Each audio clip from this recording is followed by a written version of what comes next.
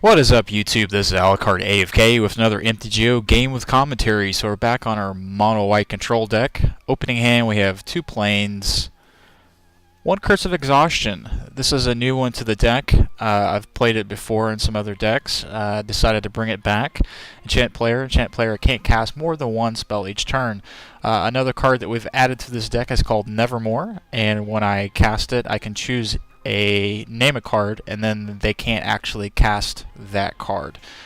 So being a control deck, Curse of Exhaustion is great, especially when you've got things like Rakdos, a lot of haste decks, a lot of aggro decks. They're bringing out a lot of 1 or 2 mana creatures, red deck wins. You've got a lot of cards that they're going to want to put a lot of creatures out at a time, so this prevents that. And then Nevermore, things like Azur's Control, where they have Supreme Verdict, board wipe, and they have Sphinx Revelation, where they draw 7 cards and gain 7 life, I believe.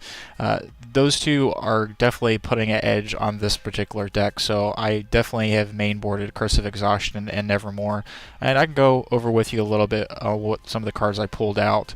So Cavern of Souls, it's become a mainstay from the last game. Definitely very useful with all the control decks in the meta. 2 Angelic Walls and 1 Angel of Serenity. So let's get into it. Bring out a Temple Garden. Another Temple Garden.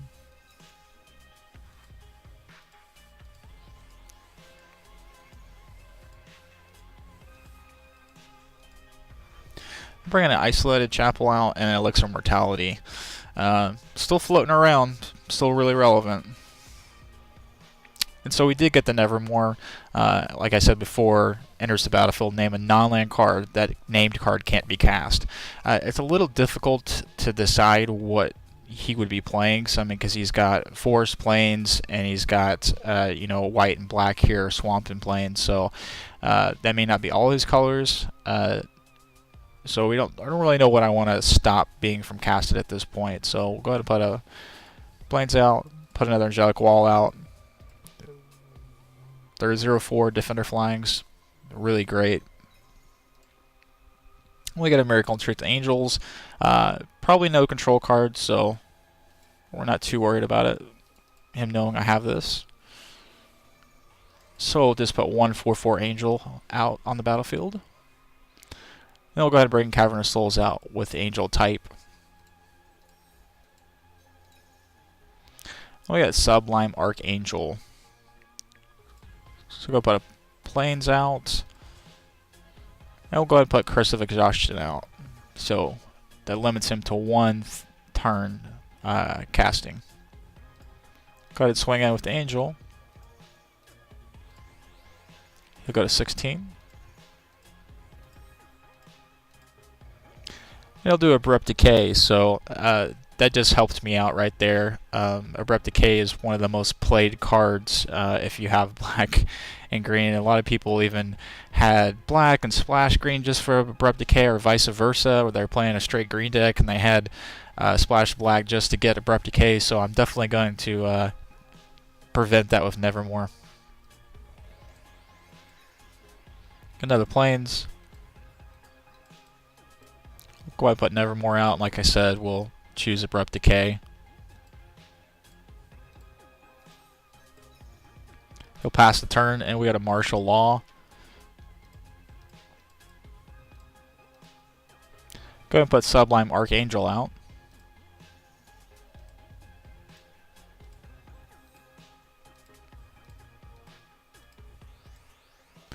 Now bring out Rock's Faith Mender. Lifelink, if you gain life, you gain twice that much instead. 1/5 for 4. A lot of people ask me if I would play this, and the lifelink is definitely relevant, especially if you can gain twice. But the only lifelink creature I have is Seraph of Dawn in here, so he kind of like Angelic Wall as a defender. So, but he is 4 mana. We have a lot of stuff in 4 mana and 3 mana, so in a control deck. So we'll get a Plains, and we'll go ahead and put Martial Law out. Swing in with Sublime Archangel. the two angelic walls now have exalted.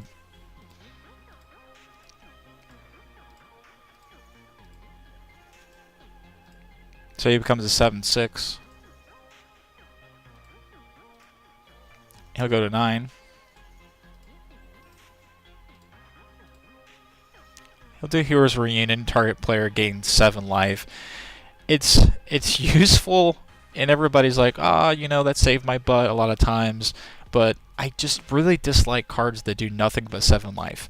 You know, I would much rather have an Elixir Mortality out, so you can shuffle your library into your, or graveyard into your library, and you gain 5 life. I just don't like them. Obviously, that's just coming from a guy that, you know, just got back to 23 life. So, because with Faithmender out, he's gaining twice as much life. And then he uses Elixir Mortality, and he's going to gain twice again, and he's going to go to 33. Now, all you did there was stall. You stopped the clock, and you know, it gives you a chance to maybe cast some cards, a board clear or something that's going to stop. But usually when they play that, it's stopping me a couple turns, and that's it. So, okay, I'll go ahead and swing in. He'll get 35 health now. And Martial Law will go ahead and detain the Mender. I got Cavern of Souls again. We'll just go ahead and put him Angel out again and cast Angel of Serenity. When it comes into the battlefield, exile up to 3, so we'll get rid of the Faithmender. So now when he gains life, he just gains straight life, not double. And we'll swing in a Sublime Archangel once again. So he's at 8/7 now. Down to 27. Bring a Centaur Healer out. And so he would have gained 6 life there with the Mender out on the field, but now he's just going to get 3 life.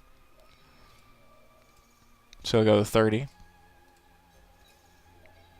And he'll get detained. Got another Angel of Serenity. How about them apples?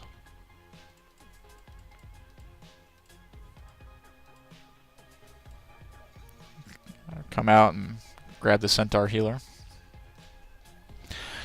And he'll go ahead and concede the game on turn 10. So it would have been maybe him getting some more life, and we would have just beat the hell out of him. So, Mono White Control, guys, what do you think of the new additions? Nevermore, Curse of Exhaustion.